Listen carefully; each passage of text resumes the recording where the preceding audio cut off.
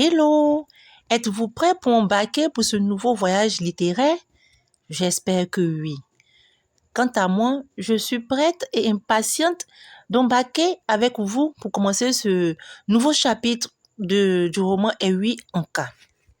Ce roman-là, ce premier chapitre est assez long. Abonnez-vous massivement à ma page YouTube si jamais TikTok ne montre pas l'entièreté de la vidéo.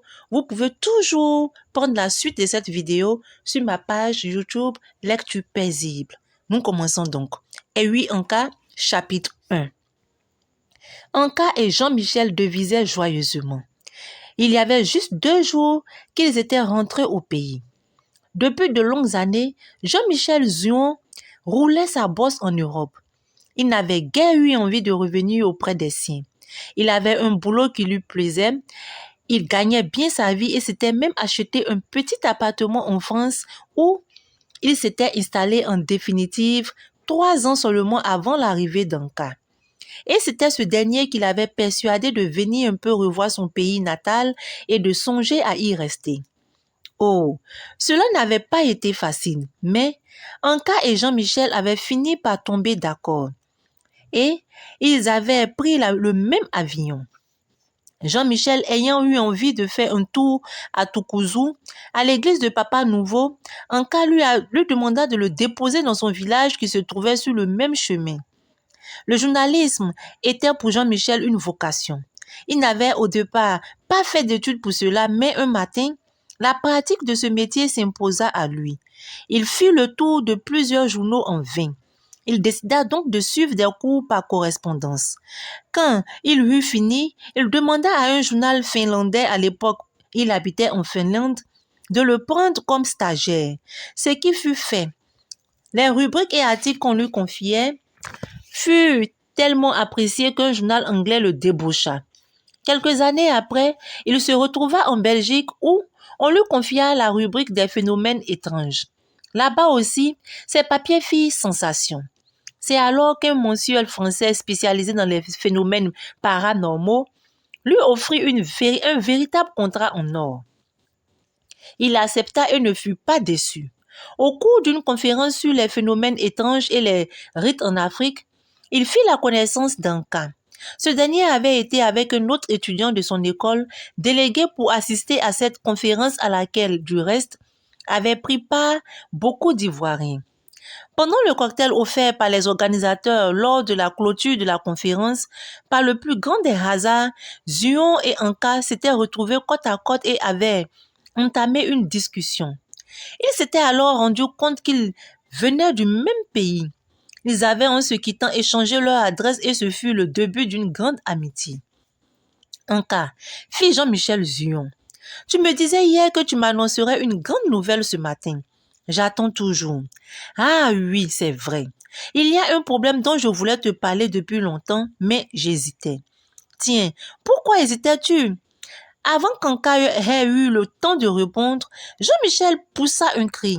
L'un des pneus de la voiture venait de crever. Il se gara tant bien que mal sur le bas-côté de la route sablonneuse et regarda son ami avec une grimace. Tous deux descendirent de la voiture et se mirent en devoir de changer la roue défaillante. Anka, dis-moi franchement, pourquoi y a-t-il tant de maisons inachevées par ici? Nous avons dépassé plusieurs villages et partout, il y en avait. La noix de coco rapporte-t-elle donc si peu? C'est justement de cela que je voulais t'entretenir, Jean-Michel. Dans cette contrée, il y a comme une malédiction qui frappe ceux qui construisent une maison en dur. Que veux-tu dire par malédiction? Demanda Jean-Michel très intéressé. Je veux dire que, très souvent, quand un homme fait bâtir une maison, il meurt avant d'avoir pu l'habiter. Et une fois le propriétaire mort, si la maison est inachevée, personne ne veut la terminer de peur de trépasser aussi. Cela est dû sans aucun doute à la sorcellerie, dit Jean-Michel en sortant la roue du coffre de la voiture. Exactement. Et personne ne fait rien contre cela. C'est ton âge, Jean-Michel. Il faut quand même reconnaître qu'on n'y peut pas grand-chose. J'ai décidé, ajouta Anka calmement, de faire quelque chose dans ce sens. Et pour cela, j'aurai besoin de ta collaboration.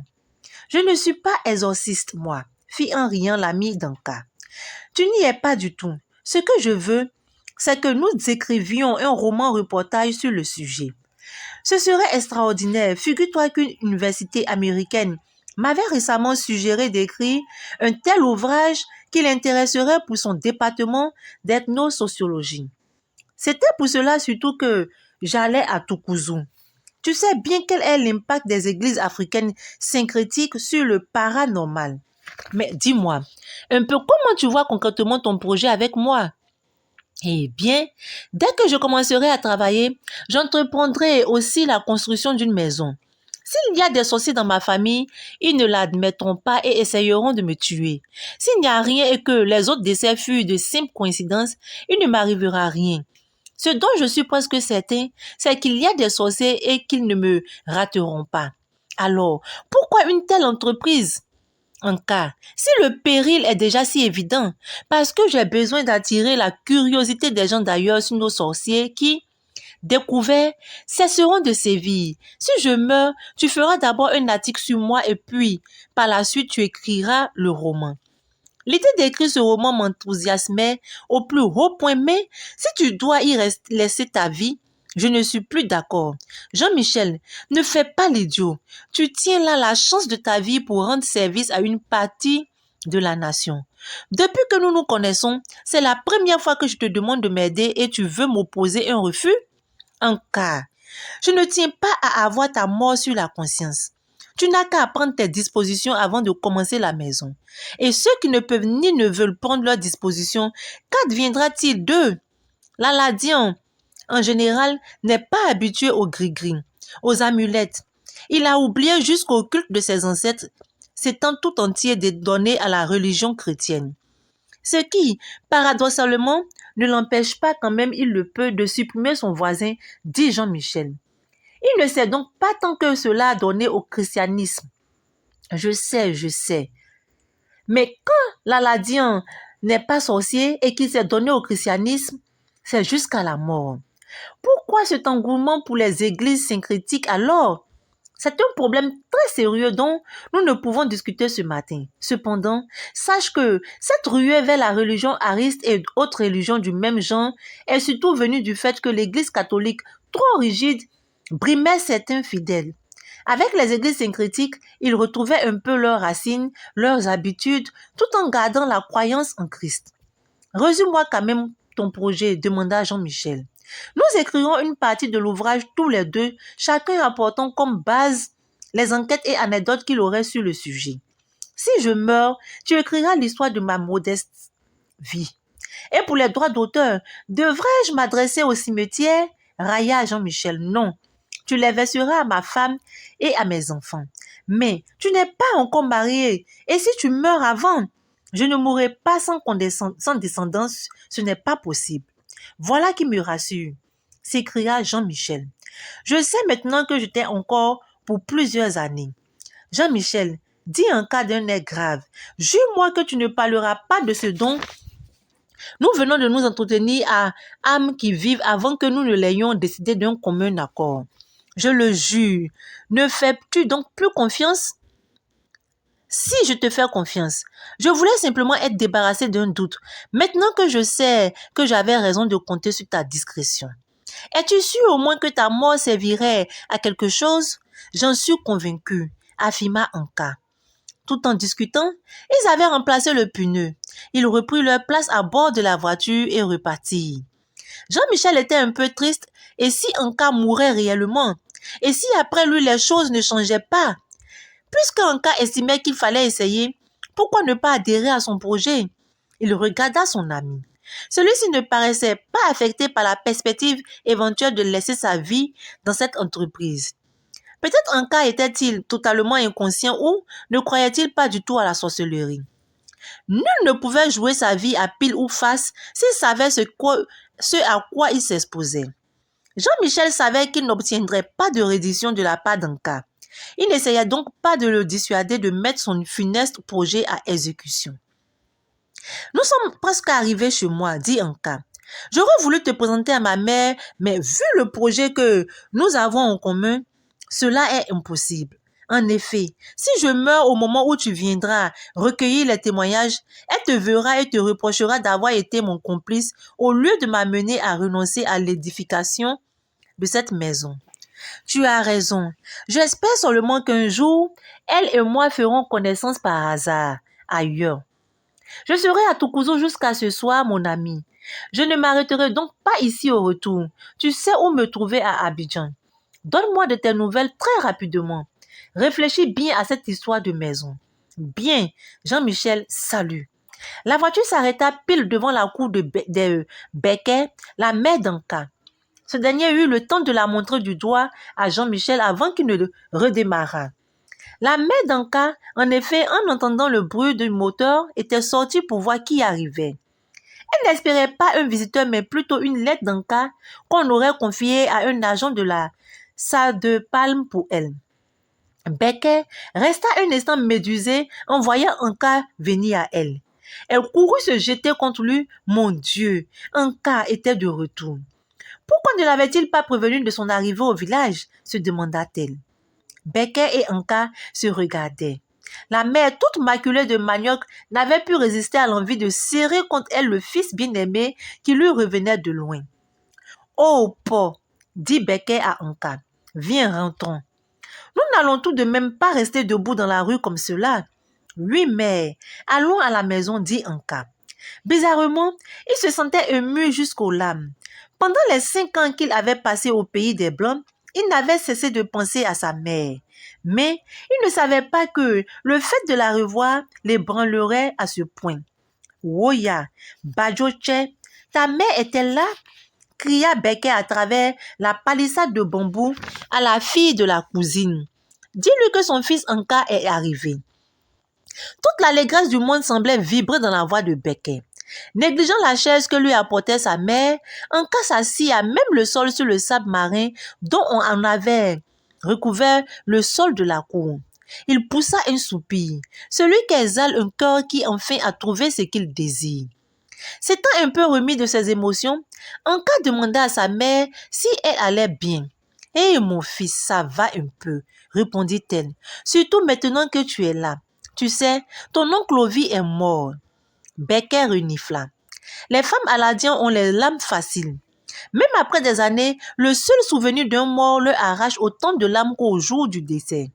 Aussi, Anka fut-il plein d'appréhension.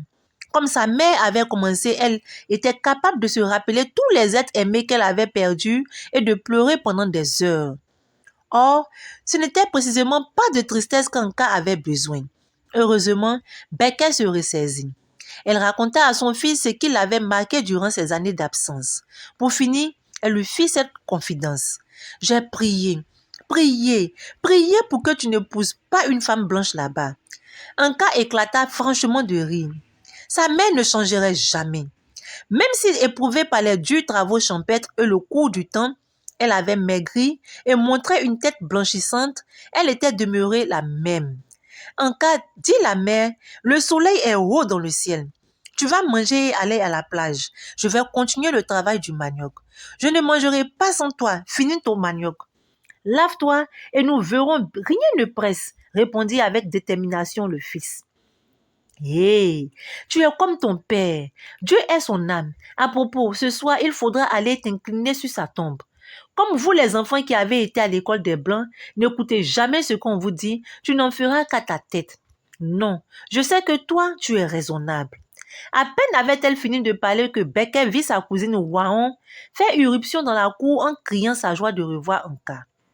En yiyi, wame, en gbame, Jean, à tout, au port, enfin te voilà. Ta mère et moi, nous faisions tant de soucis pour toi.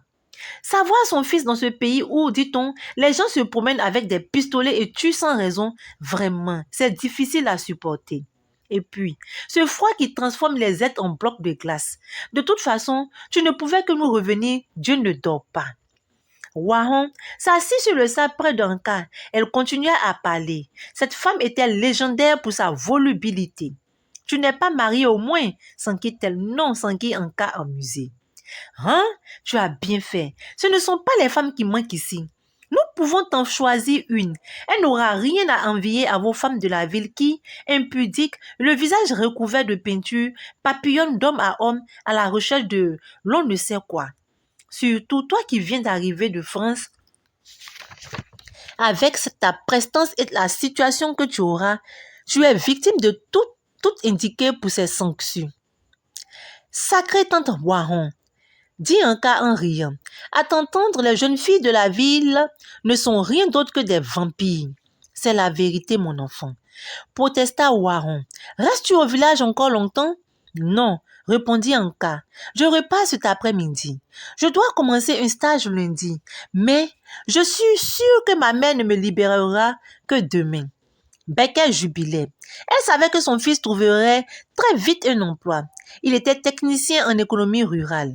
Comme il était un des tout premiers noirs de ce pays à exercer cette profession, elle pouvait être sûre qu'il allait être sollicité.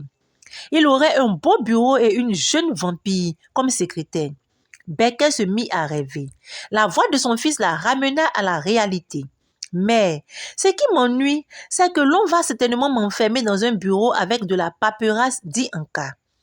Ébahi, Becker le regarda et lui répondit. Tu m'étonnes. Tes amis ne rêvent que de bureaux glacés et secrétaires. Toi, tu t'en plains. Regarde-moi. Je ne suis pas fait pour un travail sédentaire. Machinalement, Becker leva les yeux sur le corps athlétique de son fils. Elle sourit. Pourquoi ne deviendrais-tu pas bûcheron? Tu es bâti pour cela. La mère et le fils se mirent à rire.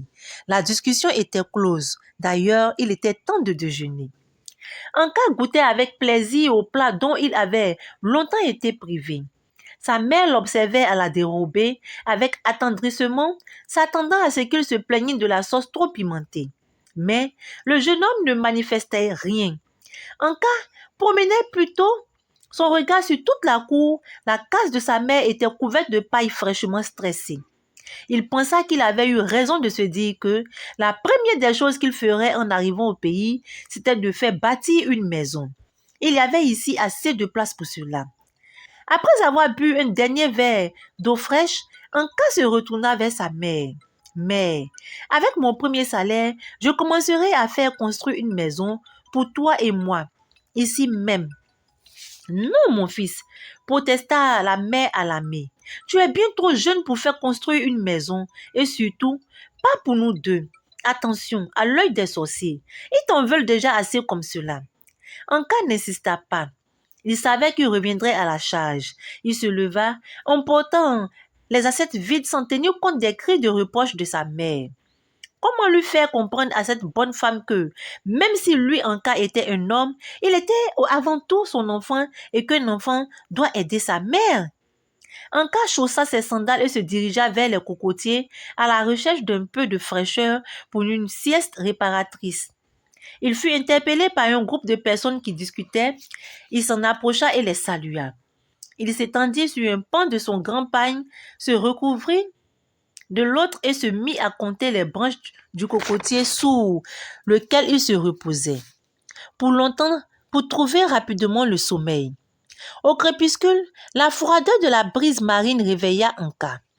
Il secoua son pagne et prit le chemin de la cour maternelle. Il lui fallait prendre une douche et aller rendre visite à ses oncles et à d'autres villageois. Lorsqu'Anka arriva à la maison, sa mère lui avait déjà préparé un seau d'eau tiède dans la paillote qui tenait lieu de salle de bain. Il entra dans la case, plia son pagne et prit son nécessaire de toilette. La nuit tombait déjà. La lune commençait à sortir des nuages. Anka, vêtu simplement, emprunta le chemin qui menait à l'autre bout du village. Le vent chantonnait dans les branches des cocotiers. Des criquets faisaient entendre leurs cris stridents dans les herbes qui s'obstinaient à pousser dans le sable. Le jeune homme se sentit gonflé d'un sentiment qu'il n'arrivait pas à déterminer. Était-ce de la fierté? Était-ce toujours la nostalgie des nuits d'antan où, tout jeune, ses amis et lui apprenaient à se battre ou se livraient à d'autres jeux? Aux environs de 20 heures, Anka retourna chez sa mère, chez lui. Sa mère avait pris sa douche et abandamment poudré, portait un complet de pain neuf. Elle attendait pour dîner. Mais que j'ai faim, dit Anka en riant. Je m'en doute bien. Regarde un peu l'heure. Le clocher de l'église vient de sonner 8 coups. Que dirais-tu d'une sauce de mâchoiron fumé avec de la tiquée? Je te précise qu'il y a dedans des feuilles d'ergouchis, dit Becket à son fils. Ah, mais arrête. Tu me fais venir l'eau à la bouche. Si nous allions plutôt à la cuisine voir les choses de manière plus concrète. À la cuisine? S'écria Becket. Tu veux donc sentir la fumée? Ne bouge pas. Je vais chercher le repas. Je vais t'aider, proposa Anka. Tu n'y penses pas, protesta sa mère. Laisse-moi te servir un peu. Cela fait si longtemps que je n'ai pas eu cette joie. Anka ne dit rien, mais le sourire qu'il adressa à sa mère la fit fondre de tendresse. Qu'il est agréable de te retrouver, mère, soupira Anka. Dois-je te répéter combien tu m'as manqué? Surtout, les derniers temps, je n'avais qu'un désir, te revoir, à tel point que Françoise, ma petite amie, en était jalouse. Tu sais, les femmes blanches sont très possessives quand elles aiment. J'en étais sûre, s'écriait Becket. Je savais que tu n'y aurais pas échappé. C'est pour cela que je priais sans cesse. Pourquoi éprouvez-vous l'envie de vous lier intimement avec ces filles-là? N'y a-t-il pas de femmes noires là-bas? Enfin, bref, tu n'en as ramené aucune, c'est l'important. Mais c'est du racisme que de réagir comme cela. Penses-tu réellement que la couleur de la peau est de l'importance? Oui, elle en a. Pourquoi tout le monde n'y a-t-il pas la même couleur de peau? Tout simplement parce que nous devons être différents les uns des autres. Au moins, par racisme, je n'aurais pas engendré des malheureux. Les gens qui, comme toi, croient qu'on peut se mélanger sans inconvénient ont réussi à faire quelque chose, mettre au monde des métis qui ne savent à quel monde appartenir. Laissons tomber, mère. C'est un problème beaucoup plus sérieux que tu ne le penses, répliqua Anka. Nous aurons certainement l'occasion d'en reparler. Nous n'en reparlons pas, répliqua Becket d'un ton tranchant. Si tu as l'intention d'épouser cette Française, je te dis dès à présent que c'est non. De toute façon, vous les jeunes d'aujourd'hui êtes blancs d'esprit. Tu te marierais sans mon consentement. Ce que je te déconseille avec insistance, car au besoin, je te maudirai si tu sais ce que tu sais, que se déchirer et saigner pour donner naissance à un enfant. Tu sais donc aussi quelle portée peut avoir la malédiction d'une mère à l'encontre de son fils. Tu irais jusque-là, mère? Tu m'étonnes. Pourquoi cette attitude? J'irai même plus loin. Donner son fils unique en mariage à une blanche alors qu'on est soi-même noir, paysan et pauvre, n'est-ce pas pire que se suicider? Est-ce que j'existerais encore pour toi si tu épousais Françoise? Pourrais-tu me revenir chez toi, me recevoir chez toi sans crainte me donner ce dont j'aurais besoin? Ta blanche saurait-elle devenir pour moi la fille que je n'ai pas eue? Tu vas me dire qu'elles ne sont pas toutes pareilles. Les résultats obtenus par d'autres couples mixtes, en fait, de vie conjugale, ne laissent aucun doute là-dessus. Elles ne sont pas toutes pareilles car certaines sont mauvaises et d'autres pires que cela. Comment veux-tu que des races bourrées de préjugés, les unes à propos des autres, puissent brusquement s'aimer et s'accepter sans réserve?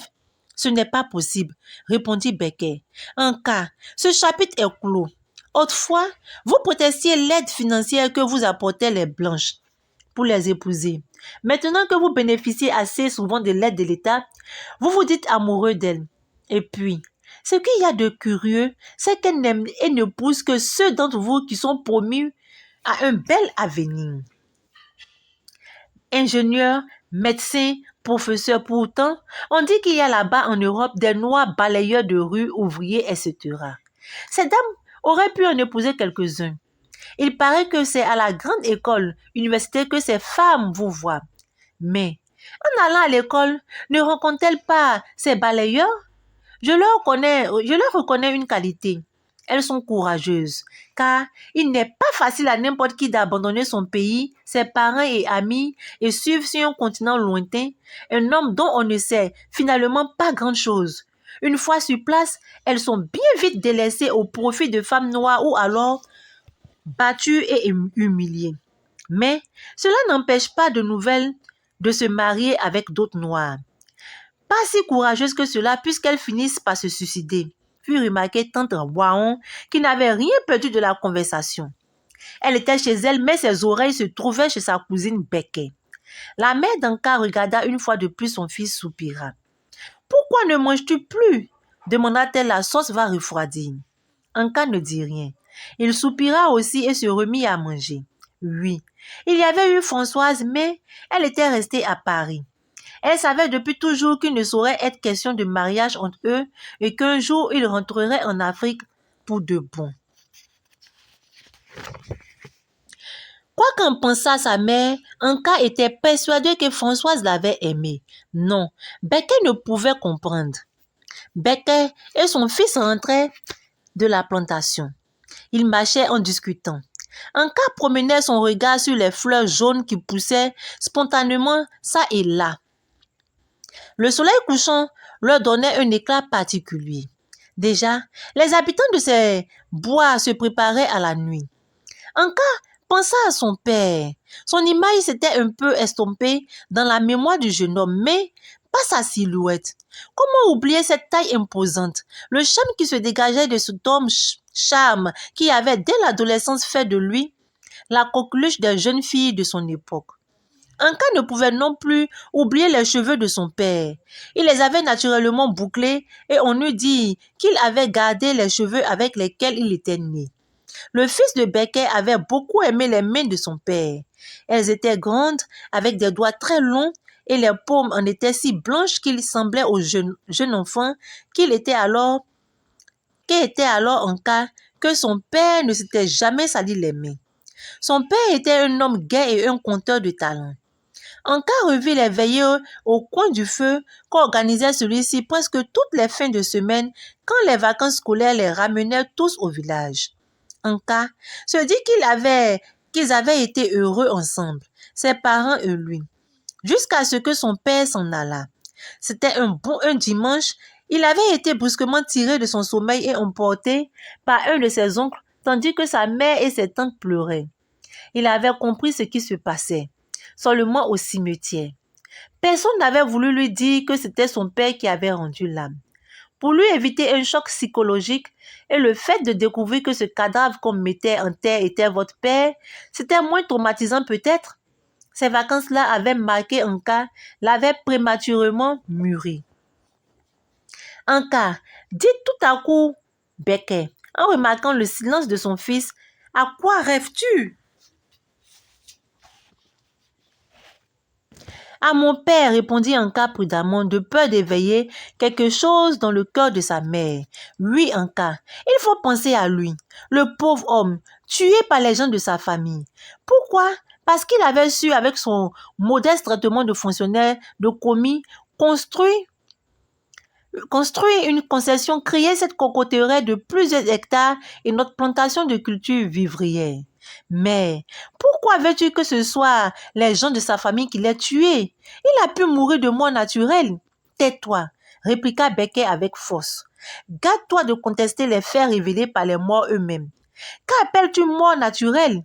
Un homme de 34 ans, dans la force de l'âge donc, des projets, plein de la tête, en bonne santé, qui meurt brutalement alors que, comme chaque année, sa femme, son fils et lui passent un mois de vacances dans leur village, tu appelles cela mort naturelle? Malgré ta connaissance en fait de papier de blanc, tu ne m'en convaincras pas.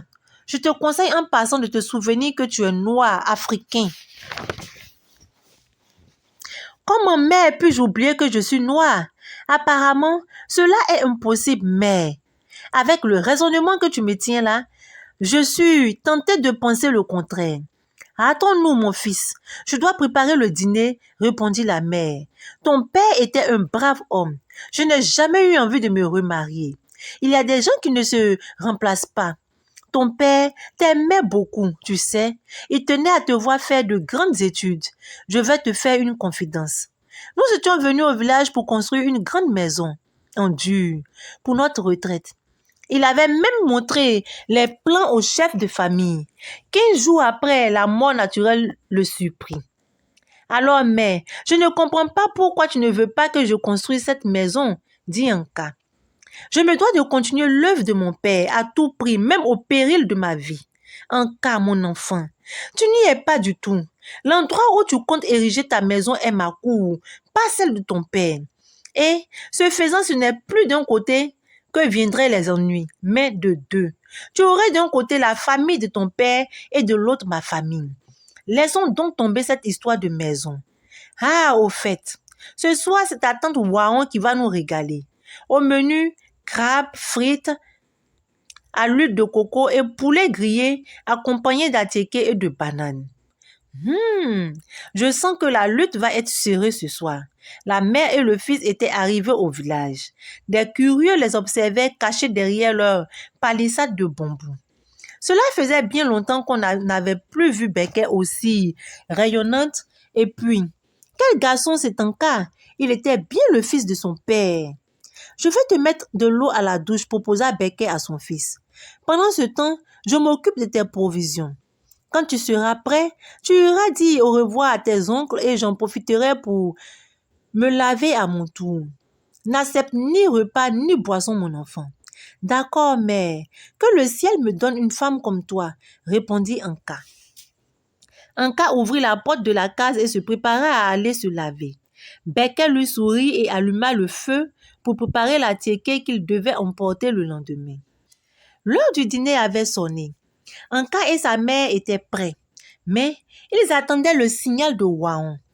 Bien qu'il n'y eût qu'une palissade de bambou qui les séparait, Waon envoya Badjoche, sa dernière fille, chercher les deux invités. Lorsque Becket et son fils franchirent le seuil de la cour, Koukoura, le mari de Waon, sortait de la chambre. Ils se saluaient. Très cérémonieusement, Koukoura invita Anka à s'asseoir sur une chaise près de lui. Une table avait été dressée avec 2 couverts. C'était la table des hommes. Les femmes allaient manger ensemble par terre. Anka s'aperçut que Koukoura arborait un pagne presque neuf et était rasé de près. Waon avait aussi un ensemble qui fleurait bon la nephtaline. Elle avait tellement poudré le haut de son corps et en particulier son dos qu'on l'aurait cru saupoudré de farine. Anka en rit sous cap. Il était en famille. Il n'y avait donc pas de protocole. Badjoche apportait de l'eau, du savon parfumé et un torchon propre aux hommes. Ils se lavaient les mains et se mirent à table. De leur côté, les 2 femmes et la fillette mangeaient aussi. C'était plutôt Becket et Badjoche qui faisaient honneur au repas. Waon, elle ne faisait que parler. Elle commentait les derniers potins du village. Le fait de savoir qu'on ne l'écoutait que d'une oreille ne la dérangeait pas. Au contraire, ne recevoir aucune réponse semblait la stimuler. Tout en parlant, Waon surveillait le repas, rajoutant de la tiéké, du poisson ou du poulet quand elle voyait les plats se vider. Après le dîner, Anka et sa mère, qui étaient restés encore 1 heure en compagnie de Waon et de son mari, venaient de rentrer. Ils s'étendirent chacun sur une petite natte dans la cour. Il faisait un splendide clair de lune.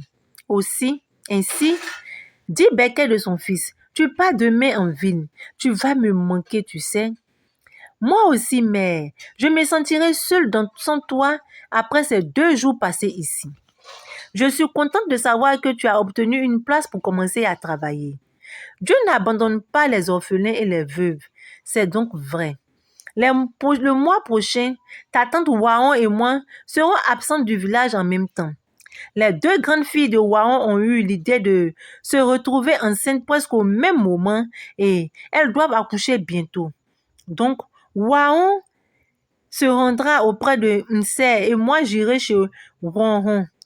Elles sont mariées à des hommes du village voisin. Elles ont beaucoup de chance. Tes 2 cousines.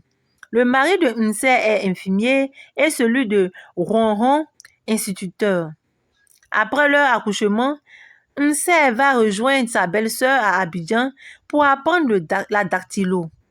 Quant à Ronron, son mari attend son affectation pour Boaké avant de s'occuper d'elle.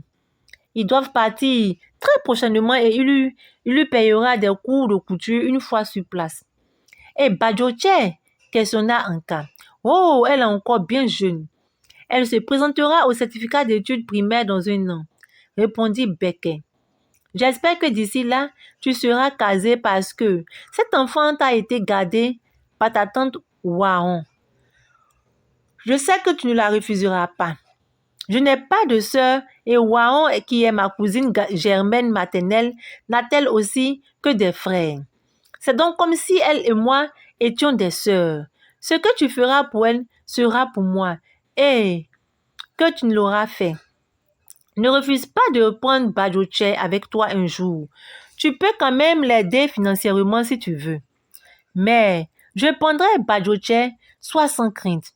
Il se demandait pourquoi et comment des gens pouvaient avoir la géniale idée de mettre au monde des enfants en les destinant à d'autres personnes pour s'en occuper. Mais il n'allait pas faire part de ces réflexions-là à sa mère. Non seulement elle ne comprendrait pas, mais elle le blâmerait et le considérerait comme un égoïste de la pire espèce.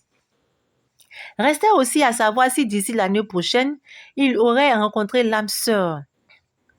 Merci, mon Dieu, de m'avoir donné un cas pour m'aider à m'aimer. Merci, un cas de n'être pas mort toi aussi. Dis Becket et merci de tant de ressembler à ton père. Merci, mère, d'être ma mère. Merci, mon Dieu, de m'avoir fait ressembler à mon père, car cela soulage ma mère. Bonne nuit, mère. Il faut dormir, car je dois me lever tôt demain pour t'accompagner à l'église. Ensuite, me rendre au cimetière sur la tombe de mon père et celle de l'oncle Clovis, puis revenir pour attendre celui qui m'emmènera à Abidjan. Tu as bien raison, mon enfant. Bonne nuit à toi aussi, Anka. Anka et sa mère étaient revenus de la messe en compagnie de Waon, qui, depuis sa cuisine, maudissait son mari parce qu'elle considérait que c'était un sacrilège d'aller à la pêche le dimanche matin. Anka était sur le point de retourner en ville. Mais, dit-il, je me suis trouvé une petite maison en attendant que celle de mon père soit libre.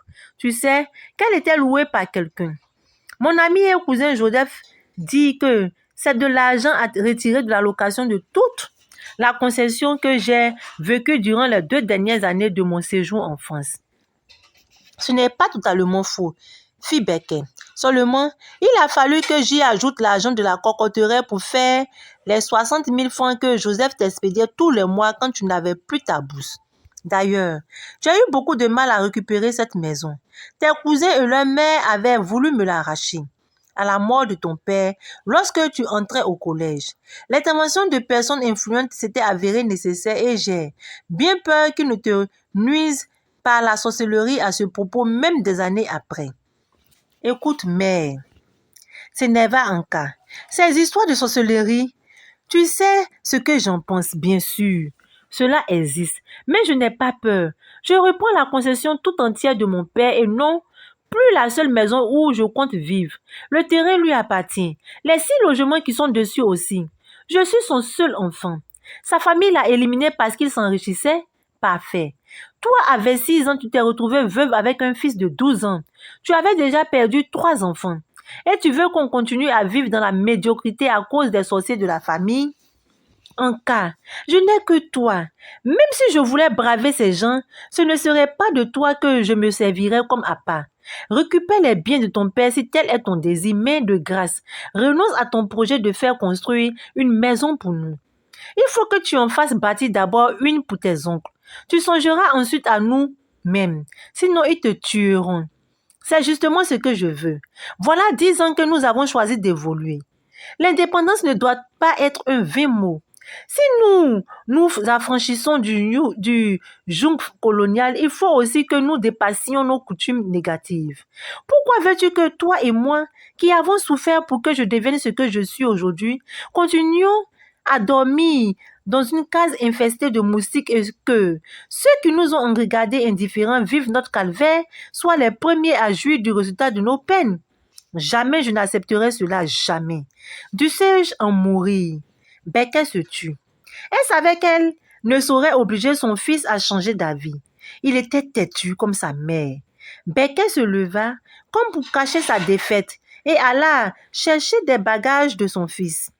Elle avertit sa cousine Waon qu'Anka repartait. Waon arriva avec un paquet et une soupière dont le couvercle chancelait. Voilà, dit-elle à Anka, des provisions pour toi. Dans ce paquet, il y a du poisson fumé et des légumes. Cette soupière contient de la tiquet. Prends soin de me la ramener la prochaine fois. Et surtout, prends garde aux manigances des filles de la brousse. Elles font tout pour envoûter les hommes. Becker interrompit sa cousine. Elle demanda à son fils quand il comptait revenir au village. Elle lui recommanda de ne pas y mettre les pieds de sitôt. Les gens pourraient mettre leur mauvais œil sur lui. Anka, avant commençait à s'énerver. Sa mère et sa crainte des sorciers l'ennuyaient. La mère d'Anka lui remit 15 000 francs. Elle le convainquit d'accepter cela en attendant qu'il gagne sa vie par lui-même. Elle joignit des provisions à celles de Waon et bénit son fils. Sur ces entrefaites, arriva le boulanger qui ravitaillait le village. C'était avec lui que devait voyager Anka. L'homme descendit de sa voiture, salua les deux femmes et aida Anka à mettre les bagages dans la voiture. Anka fit ses adieux et monta dans la R4 qui démarra. Becker était soucieuse. Waon la cautionna. Alors Becker lui expliqua les raisons de sa préoccupation. Aucun homme dans ce village n'a accueilli mon fils comme il se devait. Ne parlons pas de ses cousins et oncles paternels. Sa tante paternelle ne lui a même pas accordé un regard. Elle estime qu'Anka a dépouillé ses enfants. Pourtant, à la mort de Ewi Gra, ils n'ont rien laissé à son fils Anka. Ils se sont répartis tous les bijoux, tous les pagnes. Si je n'avais pas été vigilante pour la concession et la coquetterie, Anka et moi n'aurions jamais eu à manger. Et puis, sans cette concession, je n'aurais pas pu faire marcher la coquetterie. Waon ne parlait plus. Elle remuait seulement la tête. Becker était sa cousine germaine maternelle. Donc, plus qu'une sœur et les intérêts de l'une étaient les intérêts de l'autre. Décidément, pensa Waon, Anka était un enfant terrible. On avait tout fait pour qu'il finisse ses études, tout fait pour qu'il ne n'épousât pas une blanche, on avait réussi. Pour montrer sa gratitude, il allait braver les sorciers de la famille et se faire tuer. J'ai trouvé la solution, s'écria tout à coup Waon. Marions-le, Becker, marions-le. Il ne voudra pas rendre veuve une jeune fille. Tu es dans le vrai, Waon, ma sœur, dit Becker soulagé. Nous allons y penser. Jecker, la fille de Nyamba, me plaît beaucoup. Je vais en parler à mes frères et cousins et nous irons voir sa famille. Mais, Anka, un intellectuel, accepterait-il une villageoise? S'il n'en veut pas, nous pleurerons tant et si bien qu'il cédera, répliqua Waon. Dès demain, dit Becker, nous irons voir oncle Ankadje pour qu'on entame la procédure. Merci ma sœur pour l'idée. Ne me remercie pas, protesta Waon qui en profita pour faire un long discours et beaucoup de projets. Les deux femmes regagnaient leurs cases respectives. Waon trouva son mari furieux. Il revenait de la pêche et n'avait trouvé personne pour lui servir à manger. Waon ne se laissa pas faire. Le pauvre homme capitula, mais sa chère épouse, qui avait le virus de la parole, continua seule longtemps encore la guerre orale. De l'autre côté de la palissade, Becker ruminait ses ennuis. Elle ne comprenait pas l'entêtement de son fils. D'habitude, il l'écoutait et acceptait les conseils qu'elle lui prodiguait. Mais cette fois-ci, il était comme déchaîné. Il voulait être le martyr d'une cause, car, disait-il, sa mort ferait l'objet d'un roman et sensibiliserait l'opinion publique. On blâmerait les sorciers de la région et ceux-ci découverts se calmeraient. Une vision aussi peu réaliste des choses de la part d'Anka la surprenait beaucoup. Elle se demandait d'où lui venait l'idée, comme beaucoup de jeunes gens modernes, qu'il était capable de changer le cours de la vie, de changer des pratiques multiséculaires par une action dite d'éclat. Pauvre innocent. Becker priait pour que le mariage d'Anka le fît revenir de son illumination. Mais tout dans cette histoire renfermait un problème et on se retrouvait piégé à force d'y penser. Waouh, le destin. C'est ce que je peux dire, le destin. Car Anka est déterminé. Il veut coûte que coûte construire une maison en dur. Et il connaît ce qu'il attend au bout du chemin. Il connaît les retombées. Et il a déjà prévu, soit il sera tué par une sorcière, soit chez lui, ça sera un mythe, genre ce que les gens inventent pour décourager les personnes qui veulent construire dans leur village. Waouh! Et il a même fait jurer à son ami de garder le silence et le secret sur cela. Et il lui a fait jurer aussi d'écrire un roman sur lui si jamais il venait à mourir. Waouh, l'Afrique! et ses oncles paternels et maternels, non, paternels plutôt, qui sont fâchés car selon eux, il les a arraché leur héritage, l'Afrique. Nous sommes encore loin à des années-lumière de cela. Mais les choses ont vraiment évolué. Dieu merci, cela n'est plus comme avant où quand les Blancs se positionnaient devant la télévision, ils pouvaient le regarder jusqu'à ce qu'ils éteignent, c'est-à-dire à ce qu'on aille tous dormir. Sur ce, je vous dis à très bientôt pour la suite de ce roman avec le chapitre 2.